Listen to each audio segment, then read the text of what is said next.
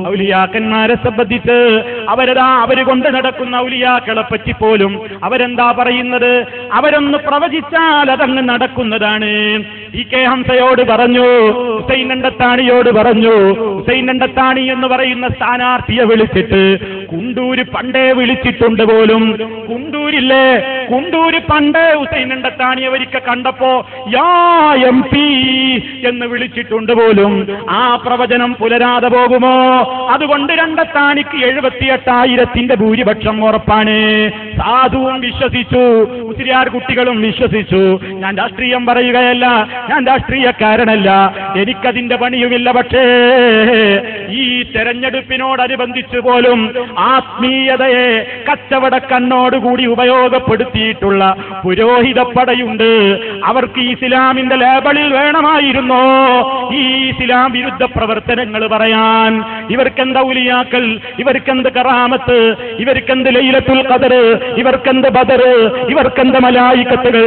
ബദറില്ലതാ ഖുറൈശി പടയെ തുരത്താൻ വേണ്ടി മലായിക്കത്തുകൾ ഇറങ്ങിയതുപോലെ അതാ പൊന്നാനിയിലും മഞ്ചേരിയിലുമൊക്കെ മലപ്പുറത്തുമൊക്കെ മലായിക്കത്തുകൾ ഇറങ്ങിയിട്ട് ഇടതുപക്ഷത്തിന് വോട്ട് ചെയ്തിരിക്കുന്നു എന്ന് പറയാൻ മാത്രം ഈമാനികമായി അധപ്പതിച്ചല്ലോ ഈ വർഗം എന്ന് നമ്മളൊന്ന് ചിന്തിച്ചു നോക്കണം.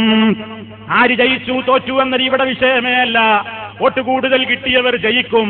വേറൊരു തെരഞ്ഞെടുപ്പ് വരുമ്പോൾ ജനത്തിന് ഇഷ്ടമില്ലാത്തവരെ അവർ തോൽപ്പിക്കും, ജനത്തിന് ഇഷ്ടമുള്ളവരെ അവർ വിജയിപ്പിക്കും. അതിലൊന്നും ആരുടെയും ആ നിലക്കുള്ള ഒരാത്മീയതയുടെ പരിവേഷവും വേണ്ടതില്ല, ആവശ്യമില്ല.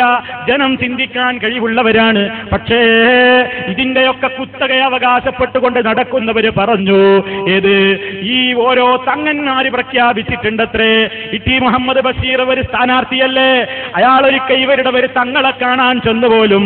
അപ്പോ തങ്ങളുടെ മേശപ്പുറത്ത് ഒരു ഗ്ലാസ് ഉണ്ടായിരുന്നു പോലും. ടി മുഹമ്മദ് ബഷീർ അങ്ങ് തിരിച്ചു പോകുന്ന നേരത്ത് എങ്ങനെയോ അബദ്ധത്തിൽ മേശപ്പുറത്തുണ്ടായിരുന്ന ഗ്ലാസ് താഴെ വീണ് പൊട്ടിച്ചിതറിപ്പോയി. ഉടനെയതാ ഈ വൈരത്തൂർക്കാരൻ തങ്ങൾ പ്രവചിച്ചു അത്രേ, ഗ്ലാസ് പൊട്ടി, ഈട്ടിയും പൊട്ടി.